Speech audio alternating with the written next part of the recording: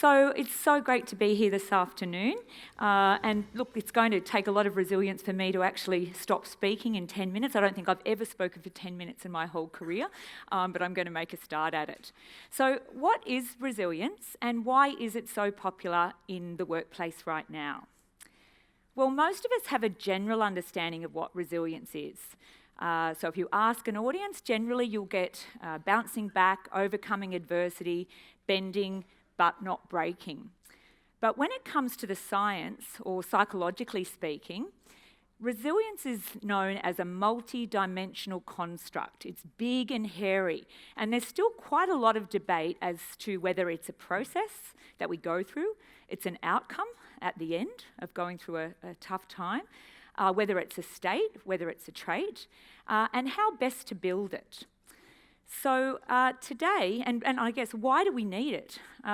Most of you, who's actually heard of this term? If you haven't, you surely will after this summit, I would suggest, because we're living in a VUCA world. It's volatile, it's uncertain, it's complex, and it's ambiguous. And this is even more so relevant in the workplace.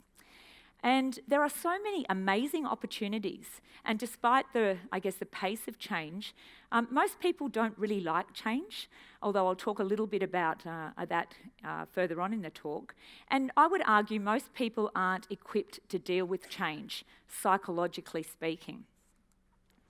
So in the very brief amount of time I have with you today, I'm going to talk to you about a related psychological construct called mental toughness. It's defined as a personality trait which determines in large part how people deal with challenge, stressors and pressure, irrespective of circumstances.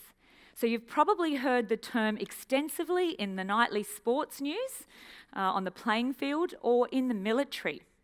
And I guess you might also hold some associations in regards to the word. Some people like the term, other people don't like it. And I guess I'm at a point in my career where I don't really care whether people like the terms or not, but I would argue, look to the science. And there's one thing that's definitely compelling, is the research behind this construct. So I'm going to break a few, associations. It's not about being macho, domineering, or aggressive. It really is about being the best that you can be, comfortable in your own skin, and seeing opportunities rather than threats. And who wouldn't want that in the workplace? So as I said, there's been an extensive amount of research that's been done on this construct of mental toughness. It was originally created by a sports psychologist, Professor Peter Clough in the UK, and there are now a number of academics across the globe that are continuing to conduct research. A lot of the research has actually been done in the educational sector. And whilst there's some, early adoption in schools here in Australia, and we work with a number of schools across Australia, teaching children the skills of well-being, resilience and achievement. There's also been some research done in organisations, and there's also been research done in sporting contexts. And it's very hard to argue with the research that shows that people that tend to report high levels of mental toughness, and you can assess for it, there are 2 psychometrically sound, reliable and valid assessments of it, show that they do better from a performance perspective, they have a greater can-do attitude, positive behaviours, they have lower levels of mental health or mental distress, psychological distress, high levels of well-being and greater level of aspirations. So when it comes to the workplace and operating in this VUCA world, one of the reasons why mental toughness and proactively looking at this construct and how we can proactively build it is to help people deal with the daily stresses, pressure and challenge. And whilst it may not be a large curveball that we're facing, there's been a lot of research in the psychological literature to do with the daily hassles, which over a period of time can actually add up and have just as much of a detrimental effect as some of those major life curveballs. It's also helping our people to respond rather than react. So when their buttons are pushed and they're able to manage themselves and respond mindfully, and I know Michael Bunting's speaking after me, they're able to respond much more mindfully rather than react. They're also able to really embrace opportunities that are given to them. So they're able to feel the fear and do it anyway. Sit with the discomfort of being out of your comfort zone and putting your hand up and having a go at things. And as famous humanistic psychologist Abraham Maslow suggested, it's about either stepping forward into growth or backwards into safety. And Maslow, you may know, suggested this was an essential capacity, if you like, of a self-actualized person. So not only is mental toughness a psychometrically sound, scientifically sound, robust construct and assessment, it's user-friendly. So a number of years ago, I did some coaching research on resilience in schools with students and with teachers. And at that time, I did my due diligence. I looked across the science, and there were a number of different measures of resilience. And I stumbled across the construct of mental toughness. So for me, as I guess a pracademic, it fulfilled the bill of having a scientific underpinning, but more importantly, as a practitioner, it's a really user-friendly model, very simple, 4 C's: challenge, control, confidence, and commitment. And I know there's been a number of 4s today, 4 F's as well, so we've got 4 C's today. There are 8 subscales, and I won't have time to delve into that today, but if you'd like to contact us, we're happy to send more information. So this is the model that we use in our resilience training, and we've had lots of positive feedback in terms of helping people understand, as I said, this big amorphous construct of resilience and being able to unpack it and then relate to it. Am I high or low on these 4 different capabilities? So confidence. Confidence is broken up into confidence in abilities and interpersonal confidence. So somebody that's high in confidence in abilities knows what their strengths are, what their capacities, and even if they're given a task to achieve and they believe that they don't have the skills yet, they know that they can learn and that they can fulfill that task. But sometimes you have the situation where somebody can have the abilities, have the confidence in their abilities, but lack interpersonal confidence. So they hesitate in putting their hand up, speaking up in team meetings. So interpersonal confidence, I would argue, is as equally as important as confidence in abilities. And of course, on the flip side, you can have somebody that's high on interpersonal confidence, but lacks, not just confidence, but lacks abilities.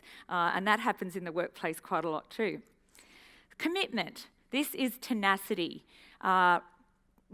correlated with conscientiousness for those that are also aware of the big 5 in personality. It's grit, as some of you may know, Professor Angela Duckworth talks to.